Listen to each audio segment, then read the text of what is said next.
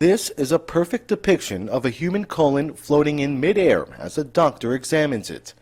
California startup EchoPixel says the software at the core of this new imaging technology can process hundreds of medical scans to generate a perfect virtual 3D model of the human body. And so what our software is doing is taking advantage of that data and presenting it in a format where they can actually see the body parts from that data and interact with them in a three-dimensional space. Doctors peel away virtual layers so they can examine tissue and organs deep within the body. In clinical trials, surgeons were able to more effectively correct congenital heart defects in newborns, while dramatically decreasing the amount of time it took to prepare for procedures.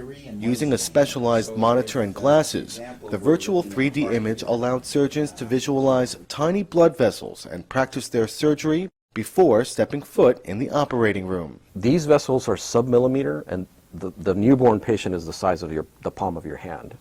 So they basically get imaged, and we use our software to help the doctor understand the curvature of the vessels, follow the vessels all the way through the lungs, and determine which vessels need to be surgically repaired.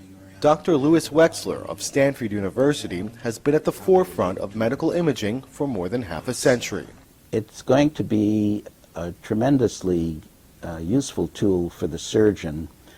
Some surgeons are very good at looking at X-ray images, CT images, MR, and imagining what that looks like in the body. This shows them exactly what it looks like in the body.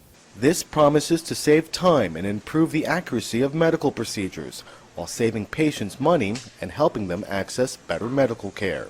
To see an object inside the body, identify it, and then lift it out of the body was pretty exciting. But that isn't enough. I mean, one has to begin to think about how is that going to help in your clinical evaluation of something.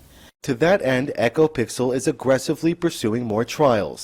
The company was given FDA clearance to provide the system as a diagnostic and surgical planning tool earlier this year.